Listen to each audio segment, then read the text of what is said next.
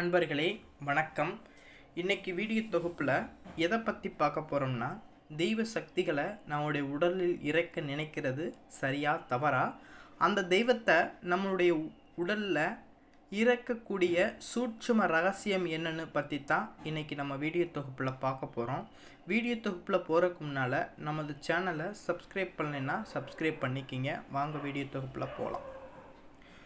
இப்போ உங்ககிட்ட ஒரு மாந்திரீக ஓலைச்சுவடி கிடைக்குதுன்னு வச்சுக்கோங்க. அதில் ஒரு மந்திரம் கிடைக்குது. என்னென்னா, அந்த மந்திரத்தை சொன்னீங்கன்னா தேவதைகளை அழைக்கலாம்னு நினச்சி அந்த மந்திரத்தை நீங்கள் பிரயோகம் செய்ய ஆரம்பிப்பீங்க. அப்படித்தானே?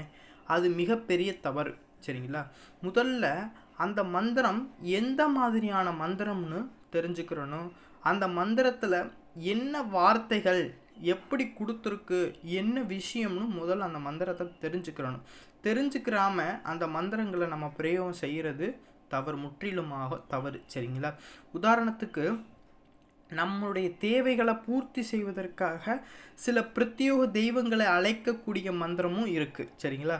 இன்னொன்று, தெய்வத்தை வெறுமனே காவலுக்கு மட்டும் அழைக்கக்கூடிய மந்திரங்களும் இருக்குது. அந்த மந்திரத்தில் என்ன விஷயம் இருக்குது அப்படிங்கிறது தான் முக்கியம். அந்த மந்திரத்தில் என்னென்ன விஷயங்கள் இருக்குது அப்படிங்கிறத முழுமையாக தெரிஞ்சுக்கிறாமல் அந்த மந்திரங்களை நம்ம பிரயோகம் செய்யக்கூடாது. சரிங்களா? சில மந்திரங்கள் பார்த்தீங்கன்னா தெய்வங்களை கட்டுப்படுத்தி வர வைக்கக்கூடிய மந்திரமாகவும் இருக்கும். உதாரணத்துக்கு, நம்ம படத்தில், சினிமா படங்களில் பார்த்துருப்போம். ஆகாயத்தில் பறக்கிற மாதிரி இருக்கும். கீழே பூமியில் இருக்கிற மந்திரவாதி என்ன செய்வாங்க, அந்த சில மந்திர பிரயோகங்களை செய்து அந்த ஆகாயத்தில் பறக்கக்கூடிய சில தேவதைகளாக இருக்கட்டும், சில மாந்திரிகவாதிகளாக இருக்கட்டும், கட்டுப்படுத்தி தன்னுடைய இருப்பிடத்துக்கு அழைப்பாங்க. சரிங்களா? அதுதான் கட்டுப்படுத்தி வர வைக்கக்கூடிய மந்திரங்கள் அப்படிங்கிறத சொல்லலாம். இது போல் ஒரு சில மந்திரங்கள் தேவதைகளையும் தெய்வங்களையும் கட்டுப்படுத்தி இழுத்துட்டு வரக்கூடிய மந்திரமாகவும் இருக்கும். சரிங்களா? அதுவும் தெய்வத்தை உடலில் இறக்கக்கூடிய மந்திரம் தான். சரிங்களா? ஆனால் அப்படி பண்ணும்போது மிகப்பெரிய பிரச்சனை வரும். இந்த மாதிரி கட்டுப்படுத்தி இழுக்கக்கூடிய மந்திரங்களை நம்ம உச்சரிக்கும் போது, அந்த தெய்வத்தை நம்ம அழைக்கும் போது மிகப்பெரிய பிரச்சனை வரும். சரிங்க? உதாரணத்துக்கு, தெய்வத்தை அழைக்கக்கூடிய மந்திரம் உங்களுக்கு கிடைக்குது. சரிங்களா? அதை நீங்கள் உச்சரிக்கிறீங்க. உதாரணத்துக்கு, அது கருப்பர் மந்திரமாக இருக்கட்டும். சரிங்களா? கருப்பர் மந்திரமாக இருக்கட்டும். அந்த மந்திரத்தை உச்சரிக்கும் போது என்ன செய்யும்னா, அந்த கருப்பரை கட்டி இழுத்து கொண்டு வரும். அப்படி கொண்டு வரும்போது அந்த தெய்வத்துடைய கோபம் எந்த அளவுக்கு இருக்குன்னு நினச்சிக்குது. சரிங்களா? இப்போ பார்த்தீங்கன்னா, நீங்கள் ரோட்டில் போய்கிட்டு இருக்கீங்க. நீங்கள் எங்கேயோ முக்கியமாக அவசரமாக எங்கேயோ போய்கிட்டு இருக்கும்போது உங்களை உடனே ஒரு ஆள் என்ன செய்கிறாரு, வா போகலாம் அப்படின்னு சொல்லி இழுக்கிறாரு. நீங்கள் என்ன சரி, நான் போயிட்டு வர்றேன் அப்படின்னு சொல்லி கேட்காம அந்த விஷயம் உங்களை பிடிச்சி வலுக்கட்டாயமாக இழுத்துட்டு ஒரு இடத்துல உங்களை உட்கார வைக்கிறாரு. அப்போனா எந்த அளவுக்கு உங்களுக்கு கோபம் இருக்கும். அதே போல தான் தெய்வம் அது என்ன மனநிலையில் இருக்குனுங்கிறத நம்மளுக்கு தெரியாது. அப்போனா நம்ம மந்திரங்களை சொல்லி அந்த தெய்வத்தை நம்ம இழுக்கும்போது அது எந்த அளவுக்கு கோபமாக இருக்குங்கிறத கொஞ்சம் யோசிச்சு பாருங்கள். சரிங்களா?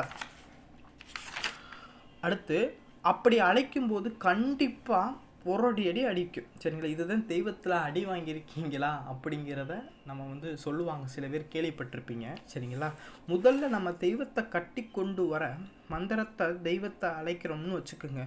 முதல்ல நம்ம தெய்வ சக்திகளை பெற்றவனாக இருக்கணும். சரிங்களா? தெய்வ சக்தி இல்லாத பட்சத்தில் வர்ற தெய்வம் நம்மளை தாக்க நினைக்கும். சரிங்களா? அதனால் இந்த மாதிரி சக்திகள்லாம் இல்லாமல் தெய்வங்களை கட்டுப்படுத்துகிற மந்திரங்களை நம்ம பிரயோகம் செய்யும்போது மிகப்பெரிய பின்விளைவுகள்லாம் வரும். சரிங்களா?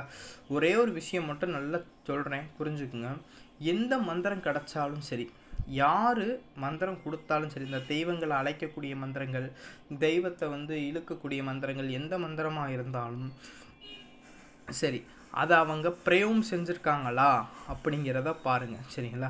அந்த மந்திரத்தோடைய விஷயம் என்னென்னு, இந்த விஷயங்களை முழுமையாக தெரிஞ்ச பின்பு தான் இந்த தெய்வங்களை உடலில் இறக்கக்கூடிய மந்திரங்களை நம்ம பிரயோகம் செய்யணும். சரிங்களா? சும்மாலாம் தெய்வங்களை இறக்கக்கூடிய மந்திரங்களை பிரயோகம் செய்யக்கூடாது. அந்த மந்திர வார்த்தைகள் என்ன விஷயங்கிறத தெரிஞ்சுக்கிட்ட பிறகு தான் அந்த மந்திரங்களை நம்ம பிரயோகம் செய்யணும். சரிங்களா? இன்னொரு விஷயம், அந்த மந்திரத்தை சொல்லுவதனால என்ன பலன் கிடைக்குது அப்படிங்கிறத பார்க்கணும். சில பேர் மந்திரத்தை சும்மா கடமனேன்னு செய்வாங்க.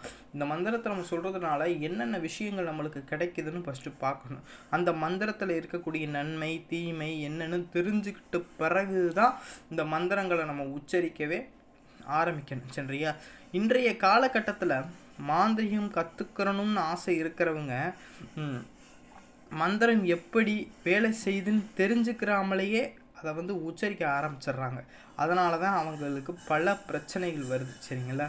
அதனால் ஒரு மந்திரத்தை நீங்களே என்ன செய்வீங்கன்னா, அந்த மந்திரத்தை ஒரு 10 தடவை புரிஞ்சு வாசிச்சு பாருங்கள். அந்த மந்திரத்துக்குள்ளே எல்லா விஷயத்தையும் தெரியும். சரிங்களா? இது எந்த சம்மந்தப்பட்ட விஷயம் அப்படிங்கிறது அந்த மந்திரத்தை பற்றி முழுமையாக தெரியாமல் எந்த மந்திரங்களையுமே உச்சரிக்காது. சரிங்களா? இப்போவே நானே வீடியோ தொகுப்பில் ஒரு சில மந்திரங்கள்லாம் கொடுக்கும் போதே என்னுடைய அனுபவத்தில் இருந்த மந்திரங்களை தான் நான் சொல்லியிருப்பேன். சரிங்களா? அதுலேயுமே நான் ஓப்பனாக சொல்லியிருப்பேன். இந்த மந்திரங்கள் இப்படித்தான் வேலை செய்யும், இதில் இந்த நன்மைகள்லாம் நடக்கும், இந்த தீமைகள்லாம் இருக்குது, இதில் உள்ள நல்ல விஷயம் கெட்ட விஷயம் அப்படிங்கிறத தனித்தனியாக நான் பிரிச்சுமே சொல்லியிருப்பேன். சும்மாலாம் உங்களுக்கு கண்டபடி அந்த மந்திரங்களையும் நான் கொடுக்க மாட்டேன். சரிங்களா? என்னுடைய அனுபவத்தில் நான் பயன்படுத்திய மந்திரங்களை மட்டும்தான் நான் கொடுப்பேன்.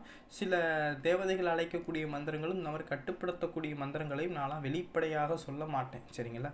அதுபோல் எந்த மந்திரம் கிடைச்சாலும் சரி, முதல்ல அந்த மந்திரத்துடைய தன்மையை புரிஞ்சுக்கிட்டு அந்த மந்திரத்தை நீங்கள் உச்சரிக்க ஆரம்பிங்க. சரிங்களா? இந்த வீடியோ தொகுப்பு பிடிச்சிருந்துச்சுன்னா நம்மளுடைய சேனலை சப்ஸ்கிரைப் பண்ணுங்கள், லைக் பண்ணுங்கள், ஷேர் பண்ணுங்கள், கமெண்ட் பண்ணுங்கள், அனைவருக்கும் ஷேர் பண்ணுங்கள். நன்றி, வணக்கம்.